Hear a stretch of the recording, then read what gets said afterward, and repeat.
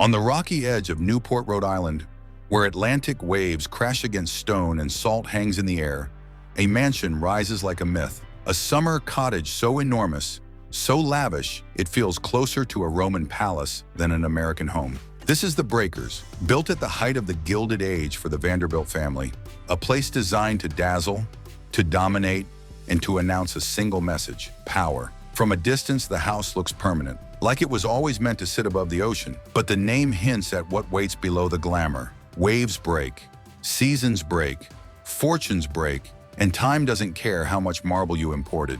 Tonight, we step inside the Breakers, the most iconic mansion in Newport, and uncover the ambition, the extravagance, and the hidden cost behind America's most glittering summer kingdom. And as we do, notice something. This isn't just a mansion sitting by the sea. It is a monument built to compete, not with neighbors, but with history itself. Newport's golden summers, where America played royalty. By the late 1800s, Newport had become America's summer capital of wealth. Not just a seaside town, but a stage.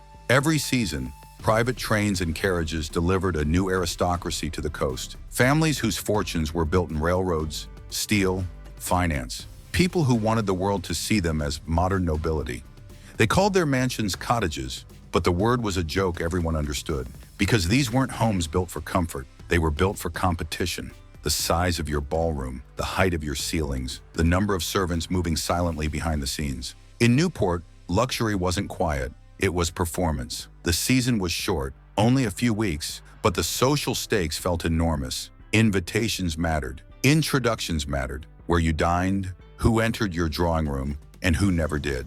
For the families who ruled this world, summer was not an escape from power. It was a different arena for it. A morning visit could be a test. An afternoon tea could be a negotiation. A dinner could be a silent war fought with etiquette and seating charts. And the setting made it feel inevitable. The ocean air, the sunlight on white stone, the cliffside lawns stretching toward the horizon. Newport was beautiful, and beauty in this society was never accidental. It was designed, curated, paid for. A theater of status where every detail, flowers, menus, music, even the timing of a carriage arrival, was part of the message. The rituals began long before a guest ever stepped inside a ballroom. Families prepared wardrobes the way armies prepare uniforms. Tailors, jewelers, and dressmakers worked to create an image that could survive a season of scrutiny. Because in Newport, you weren't simply living your life, you were being observed.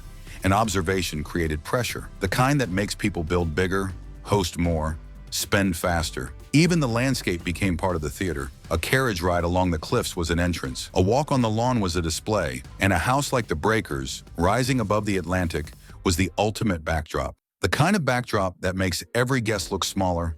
So when the Breakers appeared on the cliff, it didn't simply join the Newport scene.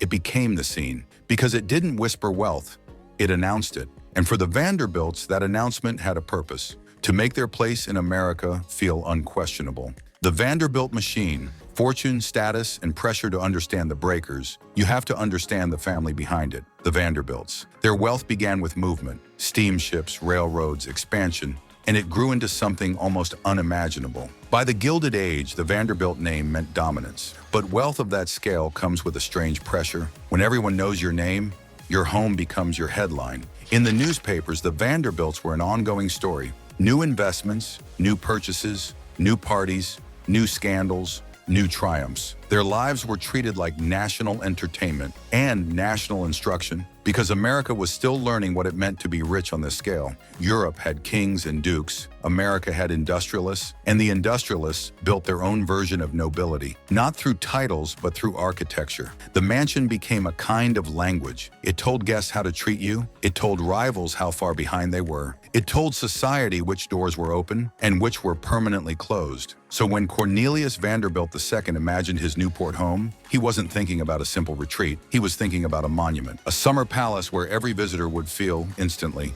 that they had entered the world of a dynasty, a world that borrowed the authority of old Europe, then amplified it with new American money. But there's a deeper truth beneath the marble. In the Gilded Age, wealth was powerful and fragile. It depended on markets, on public opinion, on political winds that could shift. So these houses were more than comfort. They were insurance. a way to turn money, which can vanish, into stone, which appears permanent. And for the Vanderbilts, the pressure was doubled. Because they were not merely wealthy, they were the symbol of wealth. When other families built a cottage, it was admired. When a Vanderbilt built, it was measured. Measured against Europe, measured against rivals, measured against the family's own previous monuments. So the question wasn't, is it beautiful? The question was, is it undeniable? That is what the Breakers is designed to be, undeniable. Reborn from fire, building the Breakers. The Breakers wasn't the first Vanderbilt home on this site. An earlier house stood here until fire turned it to ash. For most people, that would have been an ending. For the Vanderbilts, it was an invitation to build something even greater. In the Gilded Age, a disaster could become an opportunity if you had enough money to treat it that way. Where others rebuilt cautiously, the Vanderbilts rebuilt boldly. They hired architect Richard Morris Hunt, the master behind America's most elite homes, and gave him one mission: create a palace. Hunt drew inspiration from Italian Renaissance villas, stone, columns, grand courtyards, vast halls designed to impress the moment you stepped inside. But underneath the beauty, Hunt built a modern engine, steel framing, electricity, advanced systems that made luxury feel effortless. This mattered more than it sounds, because this house wasn't meant to be admired only from the outside. It was meant to function flawlessly while filled with guests, staff, dinners, music, heat, light, and constant movement. A mansion like this is not a sculpture. It is a machine disguised as art. Picture the logistics behind that transformation. Stone and carved detail do not appear by magic. They arrive through labor, draftsmen, artisans, builders, engineers, and crews working to meet a standard that ordinary homes never chase. This is the hidden world of the Gilded Age, a world where wealth could command time. If a detail needed to be perfect, someone would work until it was. And Hunt understood the assignment. He didn't just design rooms, he designed emotions, awe at the entrance, confidence in the halls, reverence in the grand spaces, comfort in the private rooms. That is what elite architecture does. It shapes how a guest feels before a single word is spoken. The new Breakers rose with remarkable speed, not just rebuilt, but upgraded. A message to the world that disaster could not weaken the dynasty. And notice the symbolism. To build on a cliff above the Atlantic is to build in the face of nature's power. It's a declaration that you are not afraid of storms. Fire could erase a house, but it could not erase a fortune. So the Breakers returned larger, stronger, and far more spectacular than what came before. And when the doors opened, the performance could begin again, only now on a bigger stage. Inside the palace, marble, gold, and the art of impression. Walk through the doors of the Breakers, and the first feeling is scale. Grand staircases rise like theater sets. Ceilings tower overhead.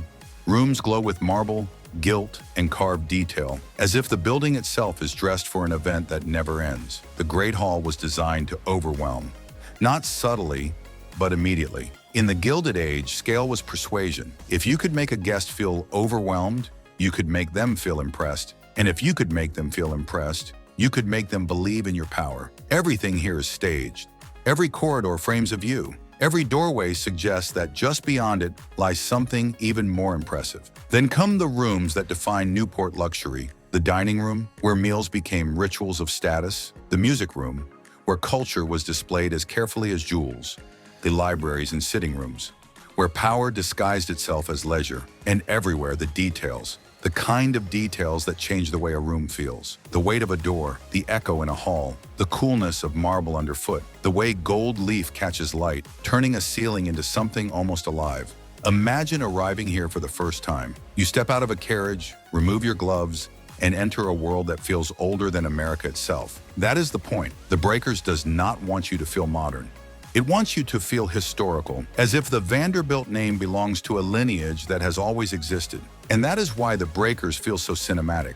It was designed to control the gaze. Wherever you stand, the house seems to guide you toward a grand staircase, toward a framed doorway, toward a ceiling that demands attention.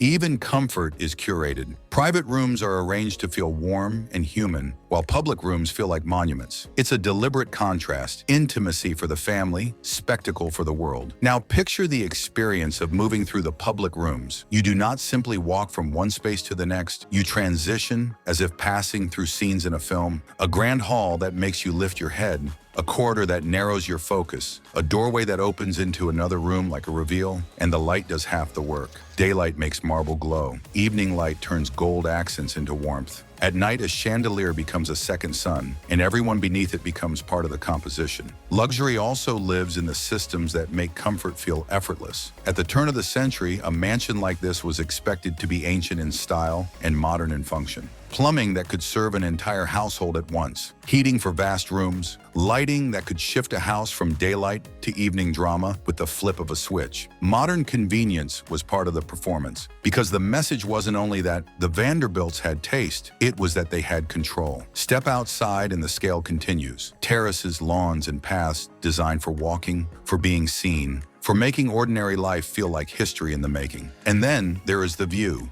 the Atlantic just beyond the windows. Restless and endless. The ocean turns the mansion into a ship of stone, always facing the horizon, always reminding you that there is something larger than money. But the true secret of the Breakers is not only what guests saw, it's what they didn't see. Behind the marble world was a working world.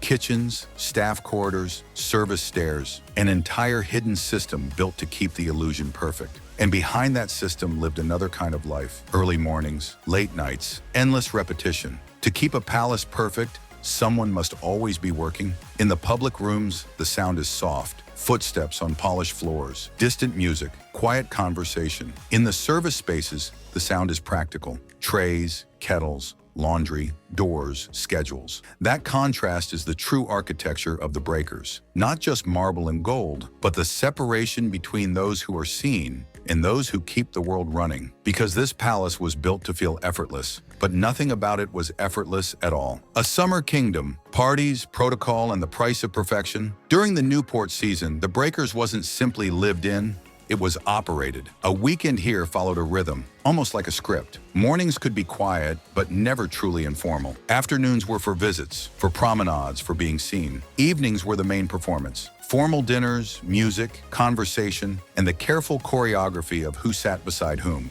Because reputation was currency, and Newport was a marketplace of reputation. Perfection had to feel effortless, not only for comfort, but for status. So staff moved like clockwork, invisible when necessary, precise when required. Think about a single grand dinner, menus planned in advance, ingredients delivered daily, kitchens running like factories, silver polished until it reflects like a mirror, glassware arranged with mathematical precision, flowers chosen not only for beauty, but for symbolism. Servants timed to the room, doors opened silently, plates removed at the same moment. Because what you were selling here was not food. You were selling the feeling that nothing could go wrong. But a mansion like the Breakers is not only a place to host, it is a place to establish order. Order in the day, order in the room, order in the social hierarchy. Who arrives first? Who is invited to return? Who is praised publicly? And who is quietly left out? Control is exhausting. It demands constant attention, constant spending, constant pressure. And there is another truth behind the glamour. A place like the Breakers is not enjoyed the way a normal home is enjoyed. It is managed. Guests may remember the music room and the chandeliers, but what makes the memory possible is the labor no one photographs. Laundry moving in endless cycles, supplies delivered,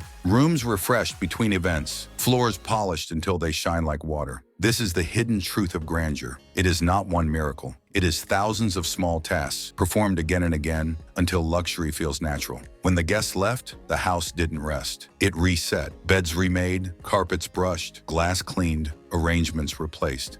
Because the next event would arrive quickly, and the house had to look as if it had always been waiting. That is the strange magic of elite life. The appearance of ease built on relentless work. And even while the Vanderbilts performed this summer ritual of luxury, the world beyond Newport was changing. The 20th century brought new rules, new taxes, new labor realities, new questions about wealth that once seemed untouchable. A palace can outshine its era, but it can't escape it. Decline and legacy. When the Gilded Age ended, the Gilded Age didn't collapse overnight. It faded, slowly, then suddenly. Public expectations shifted. Labor became more organized. Taxes reached deeper. The idea of maintaining massive private palaces began to feel less like tradition and more like burden. And a house like the Breakers does not shut down. Even empty, it requires care. Stone needs repair. Roofs need maintenance. Interiors need protection. A mansion on the ocean fights salt in the air, wind, moisture, and the slow wear of time. It must be repaired, cleaned, protected, constantly. Preservation is not a single decision. It is a long negotiation with weather, with materials, with budgets, and with time. And it is also a negotiation with memory.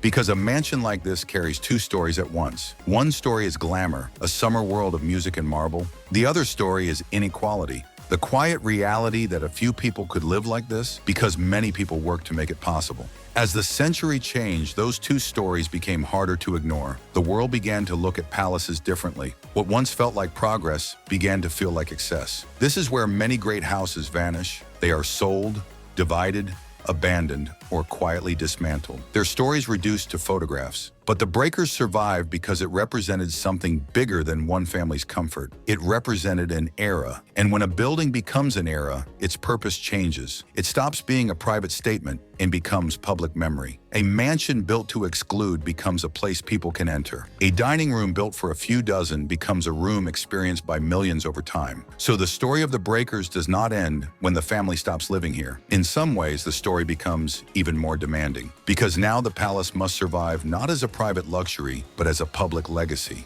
And legacy, like grandeur, always comes with a cost. And that is what makes a place like the Breakers so haunting. It is both celebration and warning. A celebration of what humans can build, and a warning about what that building requires. Because grandeur is never free. Someone pays with money, with labor, with time, with attention, and eventually history collects its own price. The Breakers today, the Breakers still stands above the Atlantic, timeless, imposing, unforgettable. It reminds us of an era when money could build worlds, and when beauty was used as proof of power. And when you walk its halls, you can still feel the performance in the air, the sound of a society convinced it would last forever. Standing here with the Atlantic below and the palace behind you, it's impossible not to feel the contradiction. The Breakers was built as proof of permanence, yet it survives now as proof of change. A reminder that every era believes it is the final chapter, until history turns the page. This is Grand House Archives. Subscribe for the next video